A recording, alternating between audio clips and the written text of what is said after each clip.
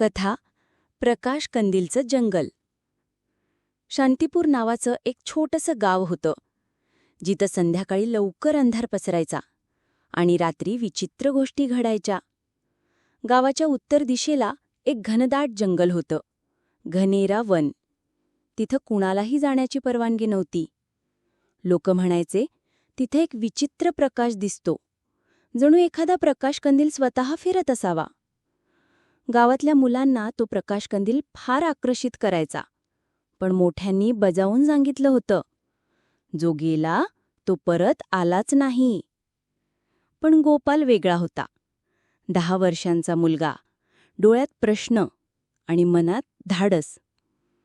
त्याचा विश्वास होता, प्रकाशकंदील आपोआप चालत नाही. कोणीतरी तो घेऊन चालतं असेल, तर तो कोण? एक दिवस गोपालने ठरवलं, तो स्वतःच हे गूढ उलगडेल. त्याने एक छोटीशी गाठोडी बांधली, एक टॉर्च, 2 पराठे आणि एक शिट्टी. आणि तो निघाला सूर्य मावळण्याच्या आधी.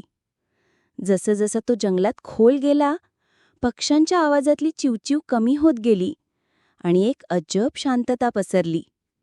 अचानक एक प्रकाश चमकला, आधी पिवळा, मग केशरी आणि मग लाल, प्रकाशकंदिलासारखा. गोपालने श्वास रोखून तो प्रकाश पाहिला आणि तिथे दिसलं पाण्याच्या थेंबासारखा एक जीव, निळ्या रंगाचा, नाकावर चष्मा आणि पाठीवर तोच प्रकाशकंदील. तू कोण आहेस?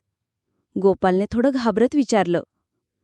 तो थेंबासारखा जीव हसत म्हणाला, मी लुमू आहे आणि हा माझा प्रकाशकंदील आहे.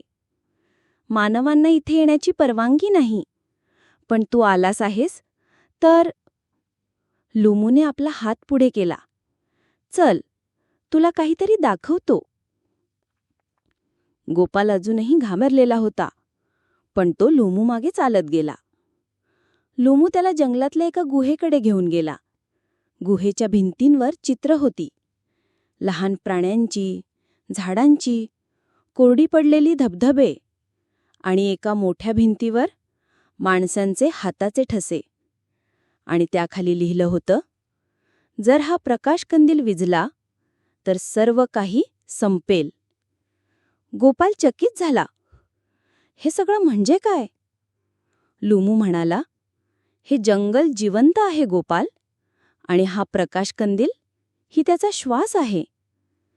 प्रत्येक वेळी जेव्हा माणसं गरजेपेक्षा जास्त तोडफोड करतात, नद्या प्रदूषित करतात, लोभ करतात, तेव्हा प्रकाशकंदिलाची ज्योत मंदावते. गोपालच्या डोक्यात विचार आला. गावात नुकतेच लाकडाची कारखाने सुरू झाले होते. दररोज झाडं तोडली जात होती. म्हणजे आपणच ही ज्योत विझवतो आहोत? हो, लुमूने दुःखाने मान डोलावली. आणि जर एकदा ही ज्योत पूर्णपणे विझली तर हे जंगल कधीच पुन्हा उभं राहणार नाही. मी काय करू शकतो? गोपालने विचारलं.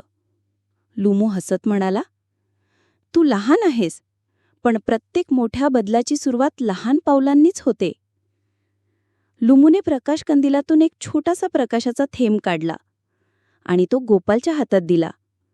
हा गावात घेऊन जा आणि जिथं लोक विसरलेत तिथं त्यांना आठवण करून दे. कसं? मुलांना एकत्र कर. बरेच वेळा जे मोठे समजत नाहीत ते लहान समजावून सांगतात. दुसऱ्या दिवशी गोपालने आपल्या मित्रांना बोलावलं, नीला, चिंकी, अमन आणि बबलू. त्यांनी त्यांना जंगलाचं सत्य सांगितलं आणि सगळ्यांनी मिळून एक योजना बनवली.